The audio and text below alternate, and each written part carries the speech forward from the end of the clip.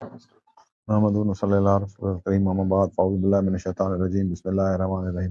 آج مرخہ 21 فروری 2025 بعد از نماز جمعہ خاکسہ تحریک کے صوبائی مرکز نیو لاہوری محلہ سے آپ سے خطاب کر رہا ہوں۔ میری طرف سے تمام دنیا خاکسار اور اہل وطن کو سلام، السلام علیکم۔ جیسا کہ ہر ہفتے ہم خاکسہ تحریک کے فیس بک کے اس آفیشیل پیج پر حاضر ہوتے ہیں اور میں اپنا نقطۂ نظر، تحریک کا نقطۂ نظر اور جو اس وقت ہم اسٹرگل کر رہے ہیں اور جو عالم اسلام کی جو صورتحال اس وقت ہے بین الاقوامی تناظر میں، اور جو بین الاقوامی حاضرات تبدیل ہو رہے ہیں، اس پر ہم گفتگو کرتے رہتے ہیں۔ اور اس دفعہ بھی ہمارا یہی موضوع ہے کہ ہم اپنے نقطۂ نظر کو بیان کریں، پھر حالات حاضرہ پر ایک نگاہ ڈالیں، اور پھر بین الاقوامی جو بھی تبدیلیاں رونما ہو رہی ہیں اس پر بھی بات کریں۔ تو ہر ہفتے میں اس لیے حاضر ہوتا ہوں کہ یہ ایک سلسلے کی کڑی ہے جو ہم آہستہ آہستہ ڈیولپ کر رہے ہیں، جس میں ہمارے دیگر ساتھیاں مختلف دنوں میں آپ کے سامنے آ کر فکر مشرقی پر بھی گفتگو کرتے ہیں اور مختلف فکر سے ریلیٹڈ ٹاپکس کو دنیا خاکسار کے سامنے لاتے ہیں اور اہل وطن کے سامنے بھی رکھتے ہیں۔ تو اس تناظر میں ہمارا یہ سلسلہ آہستہ آہستہ ڈیولپ بھی ہوتا جا رہا ہے، اور ہم اس چیز میں تمام ساتھیوں کا مرکز شکر گزار بھی ہے کہ وہ انتہائی اس کے ساتھ ڈیڈیکیشن کے ساتھ، قربانی کے ساتھ تحریک کو اپنا قیمتی وقت بھی دے رہے ہیں اور اس نظریے کی ترقی و ترویج میں اپنا اہم کردار ادا کر رہے ہیں، اور یہ ایک ریکارڈ بھی مرتب ہو رہا ہے۔ میں اپنے ساتھیوں کو کہتا ہوں کہ فکر پر گرفت حاصل کر کے ٹاپک کو آپ اٹھائیں تاکہ یہ ایک دستاویز کی صورت میں بنتا چلا جائے، کیونکہ آج پڑھنے لکھنے کا ماحول ختم ہو گیا ہے۔ تو جو بھی پھر اگر فکر مشرقی کو لے تو جب آپ کو سنے تو پھر اس میں کوئی ایسی لفاظی شامل نہ ہو جو آپ کی طرف سے شامل ہو۔ فکر کو پوری طرح سے سمجھ کر پھر اپنے الفاظ میں بیان کرنے کی اجازت ہے، لیکن فکر سے نکل کر گفتگو کرنے کی اجازت نہیں ہے۔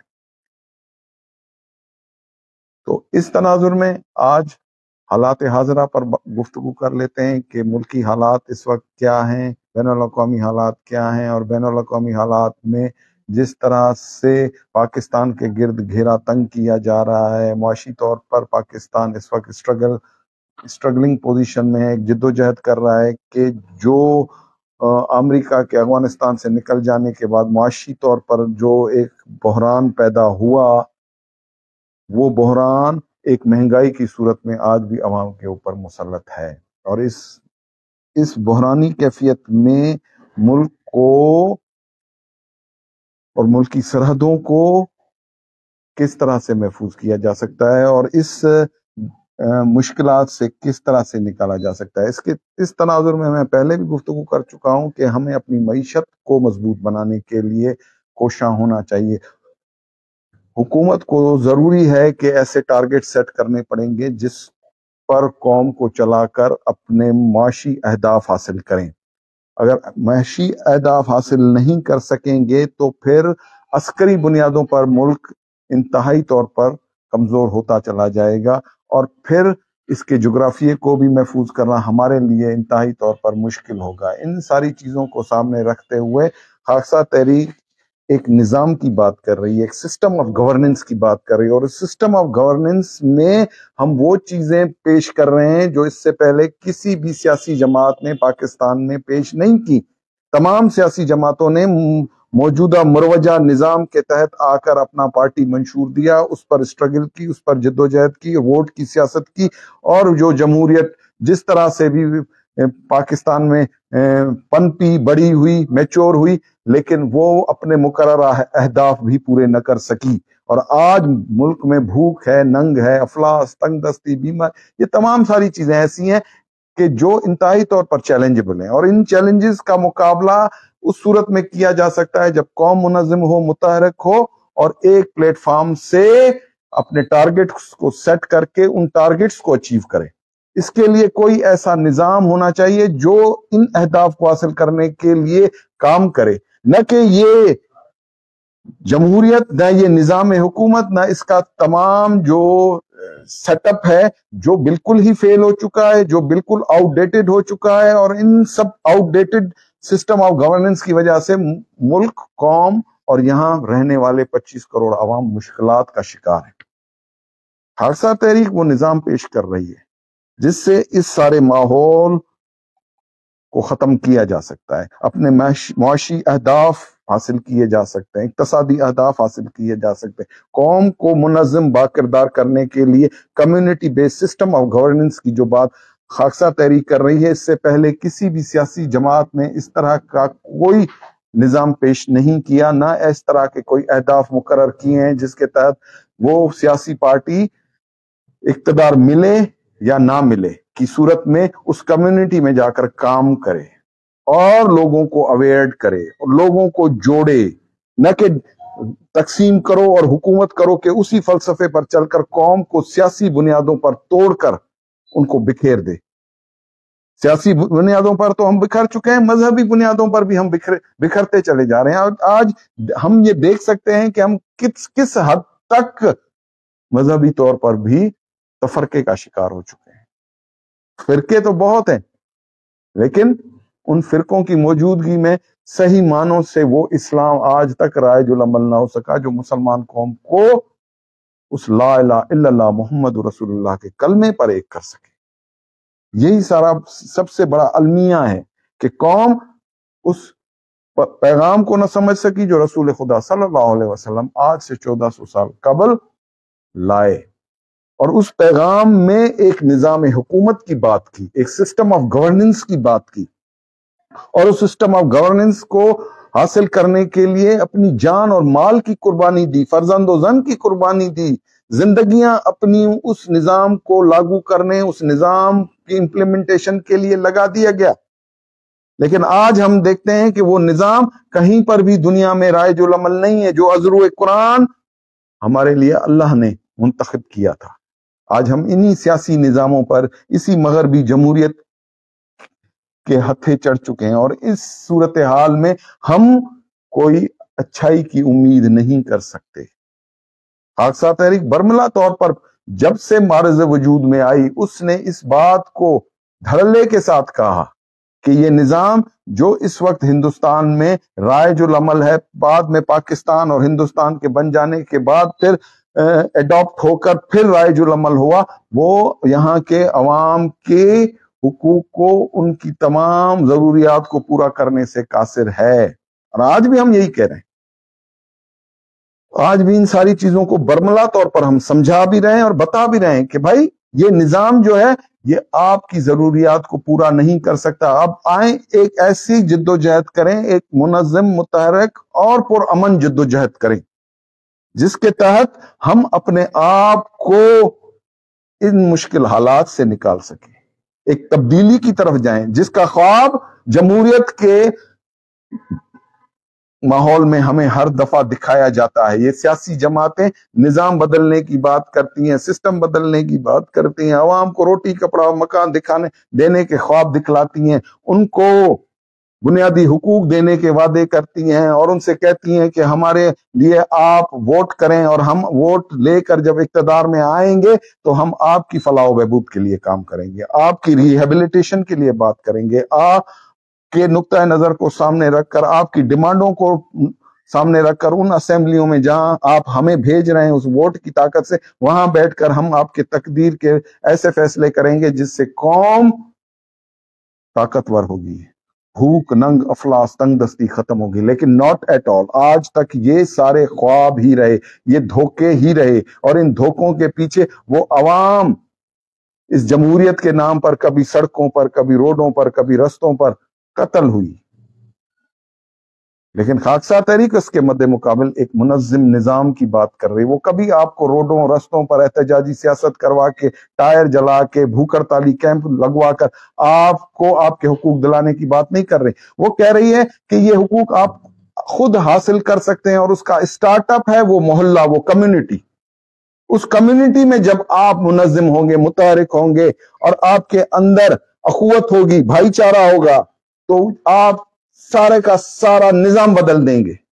एक पूरा सिस्टम ऑफ गवर्नेंस आपको ग्रास रूट लेवल पर समझा रही है कि आए, सिर्फ एक वोट से कौम की तकदीर नहीं बदली जा सकती। आप आए और उस निजाम का हिस्सा बनकर वो हुकूमत का हिस्सा बन जाएं। आप कौन? वो क्लास जिसका इस्तेहसाल हुआ है, जो लूट खसूट हुई है इस मुल्क में, वो अशराफिया क्लास, वो जागीरदार क्लास, वो सरमायादार क्लास, जिसने हमेशा धोखा दिया और जिसने हमेशा फरेब किया, जिसने हमेशा वोटों की सियासत के जरिए से अवाम को धोखा देकर अपने हुकूक की पासदारी की, अपने हुकूक को तो हासिल किया है, लेकिन उस गरीब के हुकूक के लिए उसने कभी बात नहीं की। खालसा तहरीक ने हमेशा इन सारी चीजों को सामने रखकर बात की है, और आज भी हम ये कहते हैं कि सबसे पहले पाकिस्तान, लेकिन पाकिस्तान में वो निजाम भी वही चाहिए जिसके चल जाने के बाद यहां के अवाम को सही मानों में उनके हुकूक मिल सके, भूख खत्म हो, अफलास खत्म हो, बीमारियां खत्म हो, तंगदस्तियां खत्म हो, और ये सारी चीजें हमारे अपने हाथों में हों, न कि उस क्लास को जिसको हम वोट देकर असेंबलियों में पहुंचा रहे हैं और फिर वो हमारे गासिब बनकर हमारे ही हुकूक हमसे छीनकर हमारी ही दौलत पर अपनी जेबें भर रहे हैं और महंगाई के तूफान ला रहे हैं। बिजली महंगी, गैस महंगा, आम खुराक महंगी, तालीम महंगी, सेहत महंगी। इस सारे निजाम को बदलने के लिए एक निजाम की जरूरत है, वरना इस जमहूरी निजाम, इस मुरवजा निजाम हुकूमत के तहत आपको ये हुकूक ता कयामत ना मिल सकेंगे। ये खालसा तहरीक दावे के साथ कहती है। और जो दुनिया की इकोनॉमी अब बदल रही है, उस तनाजुर में भी मैं बात करूंगा कि दुनिया में जितने भी मुमालिक हैं अब अपने नेशनल इंटरेस्ट में बात कर रहे हैं। उनके अंदर कोई ऐसा मादा नहीं है कि जिसके तहत वो किसी दूसरी कौम के लिए कोई आसानियां पैदा करें। अब सारी बात मफादात की हो गई है, और पाकिस्तान के जो मफादात हैं वो मफादात सिर्फ पाकिस्तानी कौम ही को अजीज हो सकते हैं, न कि किसी दूसरी कौम को। अगर हमने अपने मफादात को अजीज न रखा तो फिर ये बची सच्ची जो जोग्राफिया हमें बचकर मिला है वो भी टूट जाएगा। उसके अंदर के खलफशार जो इस वक्त अंदरूनी तौर पर एक अनरेस्ट पैदा कर रहे हैं, एक बेचैनी पैदा कर रहे हैं, जिसके लिए मैं कहता रहता हूं, बात करता रहता हूं, अवाम उन्नास से भी बात करता हूं और एस्टेब्लिशमेंट से भी बात करता हूं कि आपके दरमियान एक खलीज बढ़ती जा रही है, और ये खलीज अगर मजीद बढ़ती चली गई, ये नफरतें मजीद बढ़ती गई, ये खलीज बढ़ गई बहुत ज्यादा, तो फिर इस मुल्क का जोग्राफिया दांव पर लग जाएगा। और जिन लोगों को आपने सियासत के मैदान में लाकर अवाम का नुमाइंदा बनाकर खड़ा किया, आज वही उस एस्टेब्लिशमेंट के साथ नबर्दाजमा है, और सारी की सारी गेम हाथ से निकलती जा रही है। और जो पाकिस्तान के दुश्मन हैं, जो ऐसे अनासिर मौजूद हैं, उनको मौका मिल चुका है कि वो पाकिस्तान के नजरिए को और पाकिस्तान के जुग्राफिया को नाकाबिले तलाफी नुकसान पहुंचा रहे हैं, और उन अनासिर को इस्तेमाल कर रहे हैं जो फ्रस्ट्रेट हो चुके हैं इस मुल्क के ऐसे माहौल में, ऐसे कवानीन के तहत, ऐसे सिस्टम ऑफ गवर्नेंस के तहत। वो फ्रस्ट्रेट होकर वो जो नौजवान उनके हथे चढ़ रहा है, वो मुल्क का दुश्मन बन रहा है। इसलिए जरूरी है कि हम ऐसे निजाम को इंप्लीमेंट करें जो हमारे मसाइल को हल करे। मैं इसलिए आपके साथ हर हफ्ते आपके सामने आता हूं और आपको बताता हूं, समझाता हूं कि देखें, खालसा तहरीक का माजी चेक कर लें, खालसा तहरीक की तारीख पढ़ लें। उस तारीख में आपको कहीं ये चीज नजर नहीं आएगी कि हम कोई मुल्क दुश्मन थे। तारीख हमारे खिलाफ लिखाई गई है। ऐसे सरकारी तारीखदान मौजूद हैं जिन्होंने वो तारीख लिखी जिसमें हमें पाकिस्तान का दुश्मन करार दिया गया, पाकिस्तान का मुखालिफ करार दिया गया, जिन्ना साहब का कातिल करार दिया गया, लेकिन हम वो अंसर नहीं थे, ना हैं। और वो सारी चीजें प्रूवन है कि ना हमने जिन्ना साहब पर कोई कातिलाना हमला किया, ना हमने पाकिस्तान की मुखालफत की। हमने मुखालफत की इस तकसीम की جس کو 47 میں رکھ کر اس ملک کو توڑا گیا، تقسیم کیا گیا، اور وہ فطری طور پر وہ تقسیم فطری اصولوں پر نہیں تھی، اسی لیے 71 میں آ کر پاکستان ٹوٹ گیا۔ وہ سب سے بڑا ایک ثبوت ہے کہ جو بات خاکسا تحریک نے کی تھی کہ یہ تقسیم غیر منصفانہ ہے، جغرافیائی طور پر بھی غیر منصفانہ ہے، عقلی شعوری طور پر بھی یہ درست نہیں ہے، تو اس کا خمیازہ ہم نے 71 میں ٹوٹ گیا، وہ جناح صاحب کا پاکستان ٹوٹ گیا۔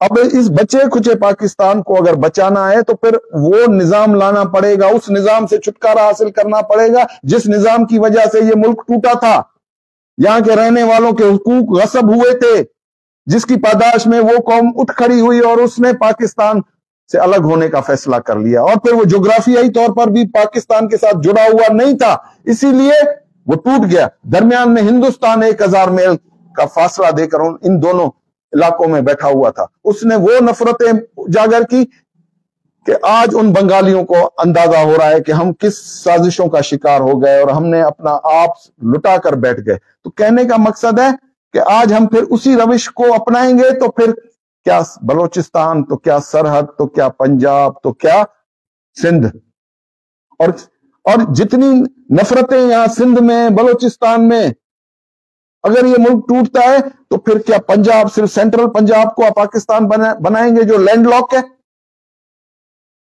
اور لینڈ لاک جو زمین ہوتی ہے، جو ملک ہوتے ہیں، وہ کبھی ترقی نہیں کر سکتے، یہ بات میں اسٹیبلشمنٹ کو بھی تو یہاں جو نفرتیں پل رہی ہیں ان کو کمپنسیٹ کرنے کے لیے کچھ انقلابی اقدامات اٹھانے پڑیں گے، اور ان انقلابی اقدامات میں سب سے بڑی جو سچائی ہے وہ نیک نیتی ہے۔ نیک نیتی کے ساتھ اگر اس ملک کو بچانے کے لیے کوششیں کی جائیں تو یہ ملک آج بھی اپنے قدموں پر کھڑا ہو سکتا ہے، اور یہ پہلی اسلامی ایٹمی قوت ہے۔ اس تناظر میں بھی اس کے خلاف سازشیں ہو رہی ہیں، اس فوج کو بھی کمزور کیا جا رہا ہے کہ یہ فوج کمزور ہو جائے، اس کی ایٹمی طاقت رول بیک ہو جائے، تاکہ رہا سہا جو ڈر خوف ان قوموں کو ہے وہ ختم ہو جائے۔ وہ تو مشرق وسطیٰ دیکھ لیں، اس وقت مشرق وسطیٰ کا کیا حالت ہوئی ہے۔ مشرق وسطیٰ میں امن قائم کرنے کے لیے اب کوئی صورتحال نظر نہیں آ رہی۔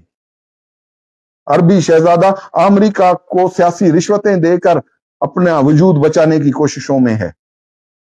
شام ختم ہو چکا، عراق ختم ہو چکا، اردن اور مصر وہ ان کے بے ساکھیوں پر کھڑے ہیں، وہ ملک، ان کے حکمران، وہ ایک آنکھ کے اشارے میں، پر اب امریکی صدر کے کہنے پر وہ ان فلسطینیوں کو جن کو غزہ سے نکالا جا رہا ہے اور نکالنے کا پروگرام بن چکا ہے، ان کو اپنے ہاں آباد کرنے کے لیے، راضی ہونے کے لیے ان پر پریشر ہے، اور کسی دن آپ بیان پڑھ لیں گے کہ وہ راضی ہو گئے، اور پھر وہ فلسطینی، وہ غزہ کے باشندے جن کا حق مانا گیا، ان کو بے دخل کر کے وہاں سے نکال دیا جائے گا۔ اور اس کے پیچھے بھی تمام وہ عوامل ہیں، وہ سازشیں ہیں جو اس ملک کے ساتھ بھی ہیں۔ مسلمان کو کہیں پر بھی فلارش ہونے نہیں دیا جا سکتا، یہ نیو ورلڈ آرڈر کا حصہ ہے، اور اکنامیکل طور پر بھی پاکستان کو اسی لیے ہی کمزور رکھا جا رہا ہے کہ یہ کوئی اس طرح کا اقدام نہ کر سکے۔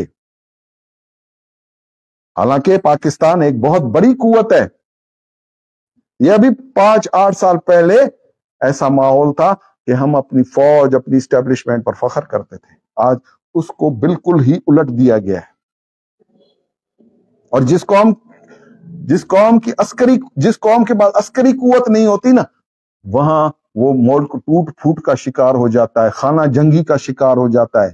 نہیں تو اس کی مثالیں دنیا میں موجود ہیں، جا کر دیکھ لیں، لیبیا میں جا کر دیکھ لیں، عراق میں جا کر دیکھ لیں، افغانستان میں جا کر دیکھ لیں، شام میں جا کر دیکھ لیں۔ یہ ساری کی ساری چیزیں ہمیں اس طرف اشارہ دے رہی ہیں اور ہمیں سمجھا رہی ہیں کہ اس ملک کو مضبوط کرنا ہے۔ اس ملک کو اگر ہم نے مضبوط نہ کیا تو یہ 2 وقت کی روٹی بھی ہمیں نصیب نہیں ہوگی، یہ روزگار بھی نصیب نہیں ہوگا۔ اس ملک میں اتنی کرپشن ہے، بنیادی طور پر یہاں کا ایک چوکیدار ہو، پی این ہو، اس سے لے کر وہ اوپری سطح تک اگر چلا جائے تو وہ بھی کہتا ہے کہ ایسا کوئی انقلاب نہ آئے جس سے میری دہاڑی بند ہو جائے. وہ اپنی تنخواہ پر خوش نہیں ہے. وہ شام کو تنخواہ مہینے کے آخر میں لیکن اس جگہ سے اپنی دہاڑی لے کر گھر جانا چاہتا ہے. تو کرپشن اس ملک کی رگ و ریشے میں. ایک عنصر کو آپ کرپٹ قرار دے کر پاک کی ساری قوم کو آجا نہیں کر سکتے کہ یہ ساری قوم سدھر چکی ہے. یا وابڈا کا محکمہ یا گیس کا محکمہ یا تمام دوسرے جتنے بھی ادارے کام کر رہے ہیں اس میں جو سویلین کام کر رہے ہیں یا وہ کرپشن نہیں کر رہے. وہ جو بیوروکریسی بیٹھی ہوئی ہے کیا وہ کرپشن نہیں کر رہی؟ وہ جب ایک آدمی سرکاری طور پر کسی ادارے میں بھرتی ہوتا ہے تو وہ 25 سے 30 سال تک اسی ادارے میں رہتا ہے اور وہ کرپشن کرتا رہتا ہے اور ملک کی جڑوں کو کمزور کرتا رہتا ہے. پچھلے دنوں وزیر اعظم صاحب نے کہا کہ FBR میں کرپشن ہے، جو پاکستان کی سب سے بڑی ٹیکس کلیکٹر ادارہ ہے، ٹیکس کلیکٹ کرتا ہے یہ ادارہ، اس میں کرپشن ہے. 1000 ارب روپے کی کرپشن. پھر جو مال ہم امپورٹ کرتے ہیں اس ادارے میں پاکستان کسٹمز میں پورٹ قاسم میں وہاں 500 ارب روپے کی کرپشن تو سرکاری طور پر ڈکلیئرڈ ہے. پھر اس طرح آپ کا ہر ڈپارٹمنٹ اس کے اندر بیٹھے ہوئے وہ سرکاری اہلکار بھی اسی کرپشن کا حصہ ہیں. تو پھر ملک کیسے مضبوط ہوگا؟ صرف ٹیکس بڑھانے سے یہاں سدھارا نہیں آئے گا. ٹیکس کلیکٹرز جو ہیں جو ٹیکس کلیکٹ کر رہے ہیں ان کی کرپشن کو پکڑنا پڑے گا. آج اگر بجلی مہنگی ہے تو اس میں بیٹھے ہوئے ان کرپٹ آفیسروں کی وجہ سے جو بجلی چوری میں انوالو ہیں، جو کرپشن میں انوالو ہیں. گیس جس کا بل ہمیں پرواہ ہی نہیں ہوتی تھی آج ہمارے ضرورت سے اوپر اس کے بل آتے ہیں، ہم ادا کرنے سے قاصر ہو گئے ہیں. یہ ساری چیزیں کون کرے گا؟ یہ وہ عوام ہے، وہ ان گلیوں میں رہتی ہے. پھر ہم کہیں کہ فوج کرپٹ ہو گئی. بھائی یہ سارا کا سارا نظام کرپٹ ہو چکا ہے. ہم کسی ایک ادارے کو کرپٹ قرار دے کر سارا کا سارا ملبہ کسی ایک ادارے پر نہیں ڈالیں گے. خاکسار تحریک کہتی ہے کہ پورا نظام اس وقت کرپٹ ہو چکا ہے. جب تک اس نظام کو نہیں بدلا جائے گا کوئی چیز نہیں تبدیل ہوگی. وہ جو فوج ہے اس میں سے جو ایک چھوٹا آفیسر بھرتی ہوتا ہے وہ کون ہے؟ وہ آسمان سے اتری ہوئی کوئی آسمانی مخلوق نہیں ہے، وہ تمہارے گلیوں میں پلا ہوا بچہ ہے. وہ فوج میں بھی جاتا ہے، وہ بیوروکریسی میں بھی جاتا ہے، وہ پولیس میں بھی جاتا ہے، وہ کسٹمز میں بھی جاتا ہے، وہ اینٹی کرپشن میں بھی جاتا ہے، وہ نارکوٹکس میں بھی جاتا ہے، وہ تمام ایسے اداروں میں، وہ وابڈا میں جاتا ہے، وہ سوئی گیس میں جاتا ہے، وہ تمام اداروں میں جاتا ہے اور وہ کرپشن کرتا ہے. وہ سیاستدان بنتا ہے، وہ سیاست میں آ کے کرپٹ کرتا ہے. کون سی ایسی چیز باقی بچ گئی ہے جس کو ہم کہیں کہ یہ پاکستان کے لیے فائدے مند ہے؟ Everything is collapsed. Deliverance power اس کی ختم ہو گئی ہے اور اس ختمے کی وجہ سے ہی سارا نظام کرپٹ ہو گیا. اسی لیے خاکسار تحریک آپ سے کہتی ہے ہمیں اقتدار کی ضرورت نہیں ہے. ہم نے انگریز کے آفر کردہ اقتدار کو لات ماری ہے. مشرقی رحمت اللہ علیہ regular scholar, foundation scholar, bachelor scholar, mathematics, science, technology, تمام علوم پر دسترس حاصل کرنے کے بعد ان کی سمجھ میں یہ چیز آئی کہ قوم کو کس طرح سے اٹھایا جا سکتا ہے. اگر قوم کو اٹھانے کا وہ طریقہ وہ عزرو قرآن لے کر آئے. For the rise of the nation کے تناظر میں جو چیز انہوں نے اپنی فکر میں ڈالی، اپنی لکھائی میں ڈالی، اپنی کتابوں میں ڈالی، آج اس چیز کی ضرورت ہے. 10 principle for the rise of the nation کی بات کی تذکرہ میں، اور ان پرنسپلز کو لے کر انہوں نے خاکسار تحریک کا اجرا کیا. اس خاکسار تحریک کو پھر اسی 10 پرنسپلز پر ایکٹیو کیا اور اس کا اجرا اس محلے سے کیا، اس کمیونٹی سے کیا جہاں وہ غریب رہتا ہے، جس کو میرا نبی لے کر ایک عظیم انقلاب جنہوں نے برپا کیا. وہ کوئی اشرافیہ کلاس نہیں تھی جو نبی صلی اللہ علیہ وسلم کے ساتھ اس وقت جڑی. وہ غریب تھے، مفلس تھے، غلام تھے، لیکن پروگرام سالڈ تھا، عزرو قرآن تھا، سچائی تھی اس میں، اس سچائی کو لے کر وہ فرقہ بند نہیں تھی، کسی کے اوپر ہری پگڑی، کسی کے اوپر لال، کسی پر کالی، کسی پر نسواری، کسی پر سفید، کسی پر رنگا رنگ کی کوئی پگڑیاں نہیں تھیں، وہ نبی کے حکم پر اپنا جان مال فرزند و زن قربان کرنے کے لیے، اس نظام، اس غلامی سے چھٹکارا حاصل کرنے کے لیے اس کے اطاعت گزار بن گئے، اپنی جان اور مال اس پر قربان کر دیا، اپنے اندر اتحاد پیدا کر دیا، اپنے اندر اخلاقیات کو بلند کر دیا، اللہ آخرت پر یقین کر لیا، اللہ اور نبی کے حکم پر ہجرت کر گئے، اس پروگرام کو عملی جامہ پہنانے کے لیے اپنے وطن تک کو چھوڑا۔ یہ وہ سارے اصول بتا رہا ہوں، وہ پرنسپلز بتا رہا ہوں آپ کو، جن کو لے کر وہ بدو قوم، جس کو آج بھی ہم کہتے ہیں وہ جاہل قوم تھی، وہ نبی کا پڑھایا ہوا سبق ایسا پڑھ گئی کہ 22 لاکھ مربع میل تک جا کر اس نے اسلام کو غالب کر دیا۔ اور یہی پروگرام تھا، اس غالب کرنے کا پروگرام تھا، دین کو غالب کرنے کا، اللہ کے پروگرام کو غالب کرنے کا، اس اسلام کو غالب کرنے کا۔ تو پھر آج یہ پوری کی پوری مسلمان قوم جو 56 ملکوں پر ہے، 1.5 ارب سے اوپر کی آبادی ہے، لیکن غلامی، ذلت، مسکنت اس کے مقدر میں لکھ دی گئی۔ تو پھر خرابی کہاں ہے؟ اس خرابی کو ڈھونڈنے والا کوئی ہے، یا صرف اس کو صرف مذہبی طور پر اپنا کر اس کے تمام بتائے ہوئے قانون سے ہم نے روگردانی کر کے اس دین کو، اس کی اصل روح کو اپنے اندر مار دیا ہے، اور ہم صرف جسٹ پریکٹسنگ مسلم بن گئے، اور اس پریکٹس میں ہی اب اپنے آپ کو سمجھتے ہیں کہ ہم جا کر جنت وارد ہوں گے۔ تو اللہ سے کیا ہوا وعدہ کون پورا کرے گا؟ وہ حکم کیسے پورا ہوگا جو اللہ نے اس قوم کو دیا جس پر یہ قرآن نازل ہوا کہ اس دین کو تمام ادیان پر غالب کر دو؟ اس دین کو غالب کرنے کے لیے کیا ہم صرف پریکٹسنگ مسلمان بنے رہیں اور پھر ان قوتوں کو چھوڑ دیں جو دنیا میں شیطانیت بڑھا رہے ہیں، ایک دوسرے کو لڑا رہے ہیں، نسل انسانی کی قاتل بنی ہوئی ہیں وہ قومیں؟ جہاں حق اور سچ ہے وہاں ان کا سر کچل دیا جاتا ہے، ان کو مار دیا جاتا ہے۔ That's why we stands for۔ جب وہ اصل نظریہ تھا جس کے لیے نبی نے وہ قطاریں کھڑی کر دی، جس نے قلیل تعداد میں بدر کے میدان میں بھی اس کفر کو شکست دی۔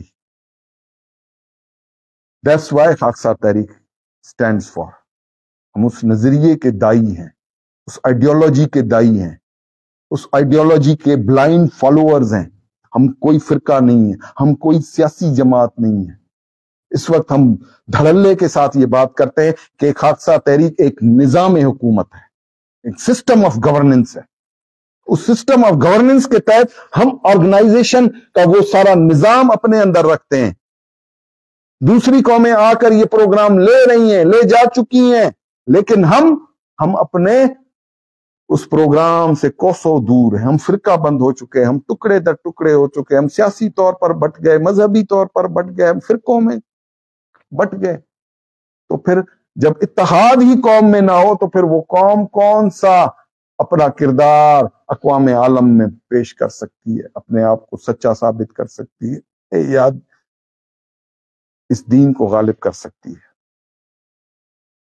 اسی لیے خاکسار تحریک ایک ایسا نیک عنصر ہے، یس سچ کہہ رہا ہوں، اس میں کوئی شک نہیں۔ خاکسار تحریک اس ملک کا وہ نیک عنصر ہے جس نے ہمیشہ پاکستان کے استحکام کی بات کی ہے، اصولی بنیادوں پر، صرف نعرے لگا کر پھر اندر جا کر لوٹ کھسوٹ کے اس بزنس کا حصہ نہیں بنی۔ آج بھی ہم ان ایوانوں سے نکل کر بات کر رہے ہیں۔ ہمیں نہیں اقتدار کی بھوک، ہمیں نہیں چاہیے یہ اسمبلیوں کی سیٹیں۔ ہم کہتے ہیں کہ ہم اس غریب کے ساتھ ہیں، وہ جو اس گلی میں بھوک مر رہا ہے، جو افلاس میں، جو تنگ دستی میں، جو قرضوں میں ڈوبا ہوا ہے، جس کا ایک ایک بچہ 3-3 لاکھ روپے کا مقروض پیدا ہو رہا ہے، ہم اس کے ساتھ کھڑے ہیں، اس کو اٹھانے کی کوشش کر رہے ہیں۔ اس پر جو بے ہوشی طاری ہے اس کو ہوش میں لانے کے لیے آپ کے سامنے ہر ہفتے کھڑا ہو جاتا ہوں کہ مسلمانوں، پاکستانیوں، ہوش کا دامن پکڑو۔ کیا ان लुटेरे सियासतदानों के हाथ अपनी अगली नस्ल को भी यूं ही कुर्बान कर दोगे, इन्हीं के हाथों मरवा दोगे। इनकी औलादें कहां हैं? इनकी औलादें तो वो लग्जरियस लाइफ गुजार रही हैं कि वो फ्रांस का पानी, इटली का पानी पीते हैं और हम एक निवाला खाने के लिए तरस गए। हमारे बच्चे बुनियादी तालीम हासिल करने से लाचार हैं। करोड़ों बच्चे पाकिस्तान में इस वक्त तालीम हासिल करने से दूर है।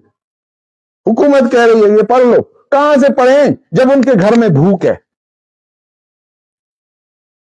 उस भूख के खात्मे के लिए आपके पास कोई कानून नहीं है। हेलमेट एक पहनते थे, नहीं पहनते थे, 2000 रुपए का चालान। अब 2 हेलमेट पहनो और जाओ जनाब, नहीं तो 2000 रुपए का। ये कानून साजियां हो रही हैं। ओ भाई, हमें हमारे सरों को आ चुकी, हमारे सर फट गए, हम कत्ल हो गए, हम इन हेलमेटों से नहीं बचते भाई। हमारे लिए सही तरीका कार होना चाहिए।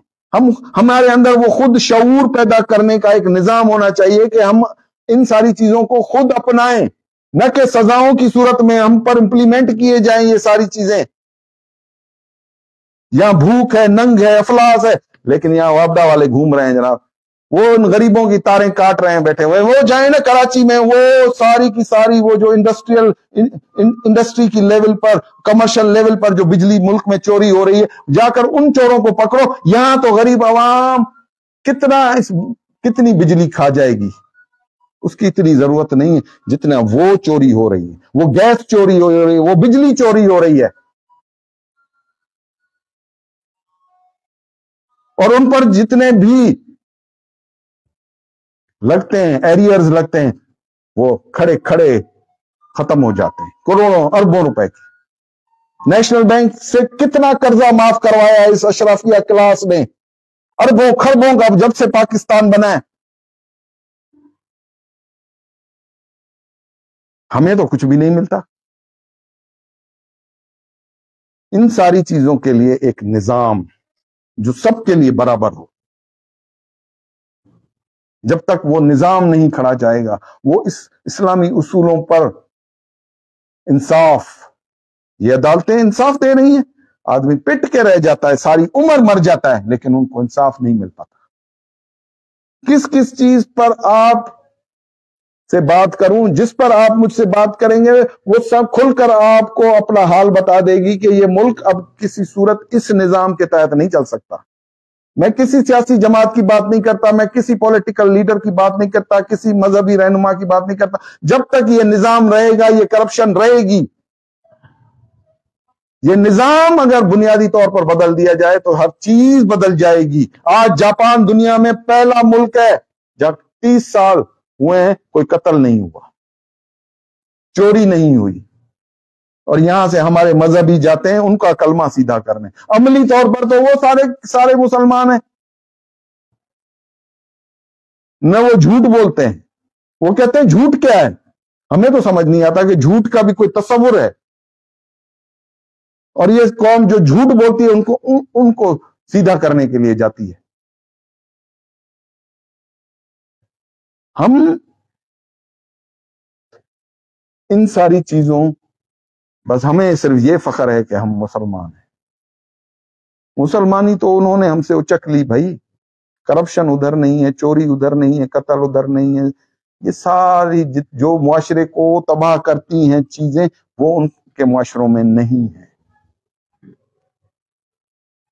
और खाकसार तहरीक भी यही कहती है, यही समझाती है कि आप अपने किरदार को सीधा करें। जब तक इंफरादी तौर पर खाकसार तहरीक, खाकसार बनने का बुनियादी उसूल क्या है कि अपने नफ्स की इस्लाह शुरू कर दो। अपने अंदर की पहले बुराई को मारोगे तो खाकसार कहलाओगे, वरना तुम खाकसारी के भी काबिल नहीं हो, तुम खाकसार नहीं हो। इस्लाह नफ्स से लेकर इस्लाह मुआशरा तक का पूरा निजाम खाकसार तहरीक रख रही है। और इस निजाम के तहत ही वो लोग पैदा हो सकते हैं उन गलियों में, उन मोहल्लों में, उन इलाकों में। और फिर ये एक خاموش انقلاب ہی وہ تبدیلی لائے گا جو جمہور کو صحیح طور پر ان کے حقوق دلا سکے گا، کیونکہ وہ حقوق دلانے والے پھر انہی گلیوں میں سے اٹھیں گے جن کے کردار بلند ہوں گے، جن کے اندر خوف خدا ہوگی، اللہ سے ان کے اندر ایک ڈر ہوگا۔ اللہ کے ساتھ تو اب کوئی نہیں ڈرتا، کیونکہ ہمیں اس سوچ کے ساتھ بڑھایا گیا ہے کہ اللہ بڑی رحم کرنے والی ذات ہے، جو بھی کروں، جو کچھ بھی کروں، حق کو غصب کروں، قتل کروں، زنا کروں، شراب پیوں، بس مجھے ایک دفعہ گڑ گڑا کے زمین پر گر جاؤں گا تو میرا قتل بھی معاف ہو جائے گا، وہ جو قتل ہوا اس کا خون بھی اللہ لوڑ کے رکھ دے گا۔ نو، ناٹ ایٹ آل۔ قومیں ایسے نہیں بنتی۔ یہ جو ہمیں یہ نشہ آور چیزیں دے کر ہمیں سلا دیا گیا ہے کہ تمہارا تو کوئی احتساب ہی نہیں ہوگا، تم تو بس سیدھا جنت میں جاؤ گے، دیر سویر تم نے جانا ہے۔ اس سارے کانسیپٹ نے قوم کی بنیادی طور پر اصلاح سے اس کو روک دیا ہے۔ جو برائی کرتا ہے وہ کہتا ہے at the end of the day میں جا کر سجدہ ریز ہو کر، گڑ گڑا کر، آنسو بہا کر اللہ سے کہوں گا کہ مجھ سے 10 قتل ہو گئے، میں نے یتیم کا مال کھایا، میں نے یہ کیا، میں نے وہ کیا، میں نے رشوت کھائی، میں نے مال چوری کیا، میں نے ذخیرہ اندوزی کی، میں نے تمام چیزیں، میرے اللہ مجھے معاف کر دے۔ اور پھر اللہ یکدم اپنے فرشتوں کو حکم دے گا کہ اس کے لکھے ہوئے تمام گناہوں کو صاف کر دو۔ تو کیسے ہوں گے وہ گناہ معاف؟ جس سے اللہ کے دین کو غالب کرنے میں رکاوٹ پیدا ہو، نسل انسانی کے قتل میں وہ آدمی انوالو ہو، کس طرح سے وہ سارے گناہ معاف ہوں گے؟ اس کا حساب دینا پڑے گا۔ اسی لیے خاکسار تحریک انفرادی طور سے لے کر اجتماعی طور پر نسل انسانی کے تناظر میں، نہ کہ ایک قوم کے تناظر میں، نسل انسانی کے، کیونکہ انہینس اسٹڈیز جو ہے فکر مشرقی کی، اس پر تو کبھی میں نے گفتگو کی ہی نہیں، کیونکہ لیول آف دا نیشن اتنا رائز نہیں ہے۔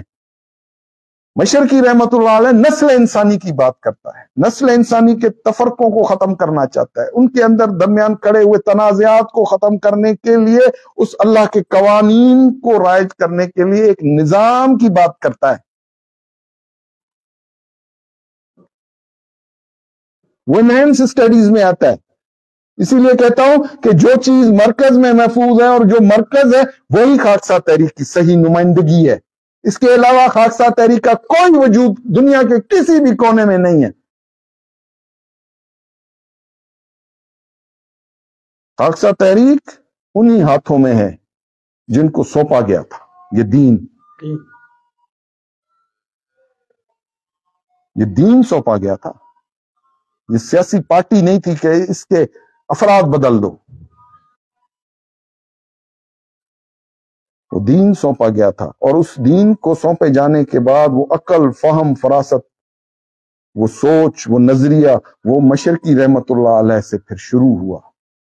پھر اس کی دعا کے تحت کہ میری نسل میں سے اگر کوئی اٹھے تو اللہ اس کی مدد کرنا، تو جو اٹھے گا اس کے اس دین کو، اس کے اس پروگرام کو جو مشرقی نے اللہ کے توسط سے نسل انسانی کو سمجھایا، اس پروگرام کو جو لے کر اٹھے گا اللہ اس کے ساتھ ہے۔ بے شک، بے شک۔ تو اسی لیے میں آپ کے سامنے ہوں، مجھے کوئی شوق نہیں، یہاں میں دولت کمانے نہیں آئے، یہاں میں اسٹیبلشمنٹ کے ساتھ ہاتھ ملا کر خاکسار تحریک کا سودا کر کے اپنے لیے کوئی بینک بیلنس بھرنے کا پروگرام نہیں لایا ہوں۔ میں آج بھی فقیری میں بیٹھا ہوں، میرے ہاتھ صاف ہیں، میں نے کوئی ان 14 سالوں میں کوئی کرپشن نہیں کی، کسی کا 1 روپیہ نہیں کھایا۔ نہیں تو خاکسار تحریک میں اٹھ کر کوئی کہے کہ زیغم مشرقی نے ہم سے 5 روپے بھی لیے ہیں تو میں آج اس عہدے سے برخاست لیتا ہوں۔ میرے ساتھی میرے ساتھ ہیں جو پرعزم ہیں، میرے ساتھ جڑے ہوئے ہیں، اور ان کو اللہ نے فلٹر کیا ہے، ورنہ یہاں بڑا جمع غفیر جمع ہو گیا تھا جو غیر ضروری تھا۔ اللہ نے اپنا فیصلہ کیا ہے، میں نے کسی کو نہیں کہا کہ وہ راستہ ہے وہاں سے نکل جاؤ، مجھے ذاتی طور پر تم ناپسند ہو، کوئی ایک آ کر کہہ جائے، کسی کو بھی میں نے نہیں کہا، سب اپنا منہ اٹھائے اور چلے گئے۔ اسی لیے کہتا ہوں کہ خاکسار تحریک کو اللہ چلا رہا ہے، اللہ اس کا محافظ ہے. میں مر جاؤں گا تب بھی اس کا محافظ اللہ ہوگا، اور ایسے ہی کسی عنصر کو اٹھا کر یہاں اس منصب پر بٹھا دے گا. میں تو ایک خاکسار ہوں، میں نے ابھی تحریک شروع ہی نہیں کی، جس نظام کے تحت مشرقی رحمت اللہ علیہ نے اس خاکسار تحریک کا اجرا کیا. ابھی تو میں سیمنٹ گارا بجرا یہ جمع کر رہا ہوں بیٹھا ہوا کہ اس معاشرے سے مجھے وہ لوگ ملیں جو اس ٹوٹی پھوٹی عمارت کو پھر سا کھڑا کرنے میں میرے مددگار ثابت ہوں. ابھی تو نظام کے اجرا کی بات ہی نہیں ہوئی.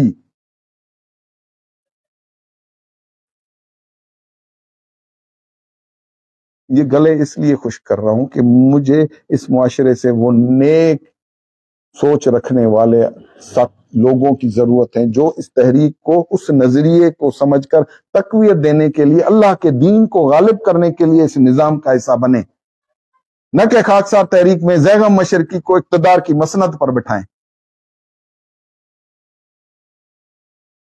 ہم فقیری میں خوش ہیں، ہمیں یہ اللہ کی طرف سے عنایت کردہ ہے. یہ وردی کہہ رہا ہوں، یہ ہم اپنی فقیری میں خوش ہیں، 2 وقت کی روٹی کھاتے ہیں، اس کا شکر کرتے ہیں اور اپنے رستے پر چلتے ہیں. اور اس رستے پر چلنے کی وجہ سے جو زخم کھائے ہیں وہ ہم جانتے ہیں. ہم سے بڑا قربانی دینے والا اس وقت خاکسار تحریک میں کوئی نہیں ہوگا جو کہے کہ ہم نے خاکسار تحریک کے لیے اپنی جان لگا دی، مال لگا دیا. ہم سے بڑھ کر جان اور مال لگانے والا اس وقت خاکسار تحریک میں نہیں ہے کہ جو پھر آ کر کسی بڑے دعوے کرے، آ کر ہماری زندگیاں لگ گئی، ہماری نسلیں لگ گئی، ہم کٹ گئے، ہم مر گئے، ہم شہید ہو گئے، لیکن مانگا کسی سے کچھ بھی نہیں.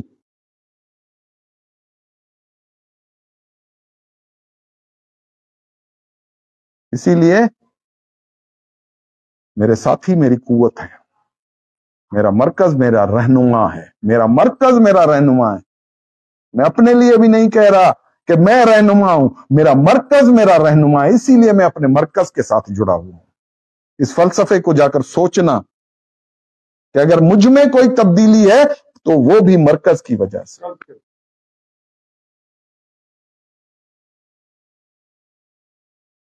ورنہ ہم بھی زمانے کے آدمی تھے. یہاں سے فلاح ملے گی، باقی کہیں سے نہیں ملے گی. چاہے لاکھ وردیاں پہن لو، نشان اخوت بیلچے اٹھا کر نعرے لگاتے پھرو اور اپنے مرکز کی ہوا اکھیڑتے رہو، پھر اس کا حساب تمہیں اللہ کو دینا پڑے گا. اسی لیے ہم ثابت قدم ہیں. We are very much straight on our line. انشاءاللہ اگلے ہفتے ملاقات ہو. وآخر دعوانا الحمدللہ.